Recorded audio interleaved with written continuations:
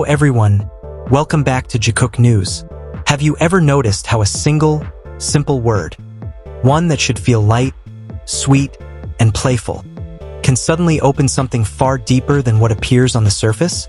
One term, one reaction, one laugh that sounds exaggerated yet feels far too honest to ignore.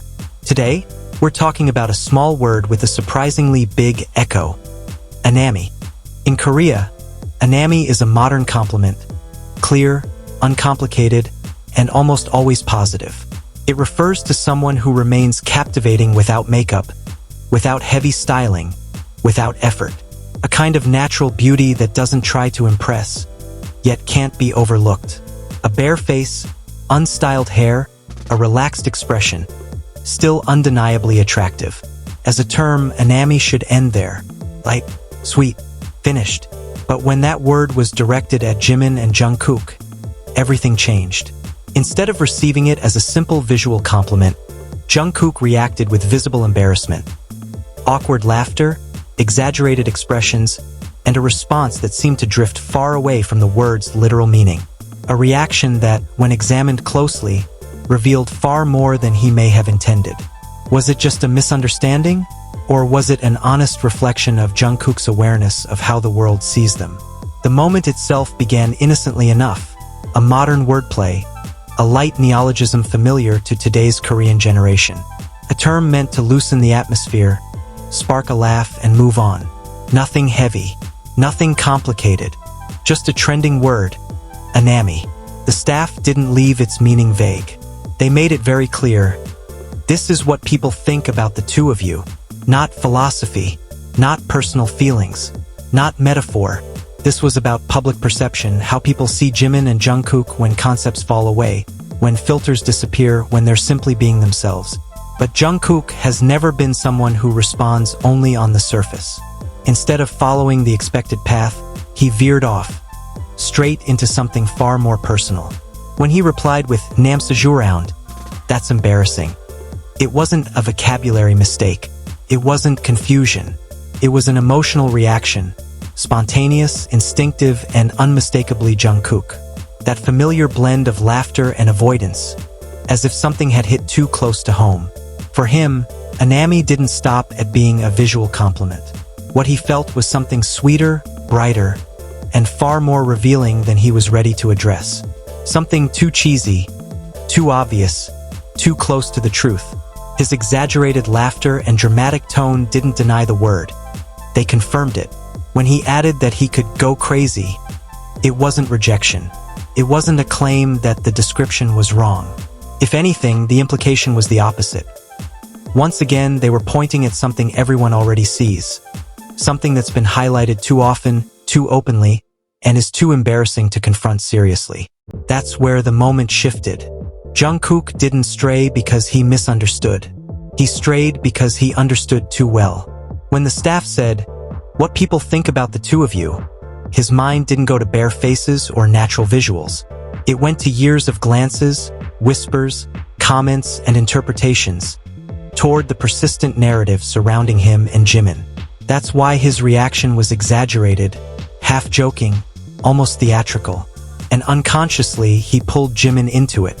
He didn't say me, he said we, because in his mind, public perception has never separated them. The staff may have intended something shallow and sweet, two people who look good without makeup. But Jungkook read between the lines. He read the story the public has been writing for years, about chemistry that never fades, closeness that refuses to go unnoticed. He delivered it with humor, but also with striking honesty. He knows how they're seen. He knows that, for many people, they're not just two members who get along well. They're seen as two people who constantly blur boundaries, who seek each other out, who touch naturally, who look at each other as if the rest of the world momentarily disappears. What's most interesting is that this awareness doesn't make Jungkook retreat. He knows people call them too affectionate, too comfortable, too close to fit neatly into labels like just young and dongsing. And yet, he doesn't change. He doesn't correct himself. He doesn't create distance. He laughs. He gets embarrassed. And then he continues exactly as before. That's where the contradiction and the honesty lies. He's embarrassed by the attention, but he's not embarrassed by the behavior. The Annammi moment becomes meaningful because of that contrast.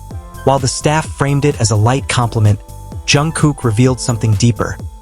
A clear awareness that their dynamic invites interpretation, that their chemistry is read as something beyond ordinary, that it's embarrassing, cheesy, even ridiculous, yet impossible to deny. And Jimin, as always, is quietly included. Jungkook never excludes him. Even in embarrassment, there is always we. That alone speaks volumes.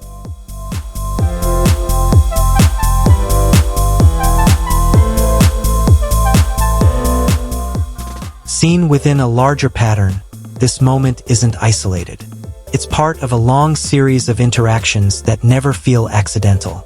This isn't collective imagination, it's the result of repeated observation.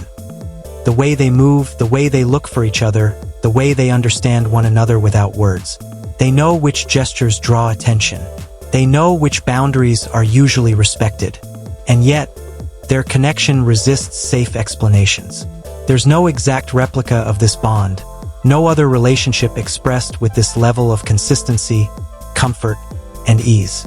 The way they close distance, the way they touch without thinking, the way they enter each other's personal space as if it's the safest place in the world.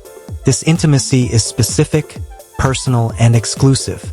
That's why many don't read it as neutral.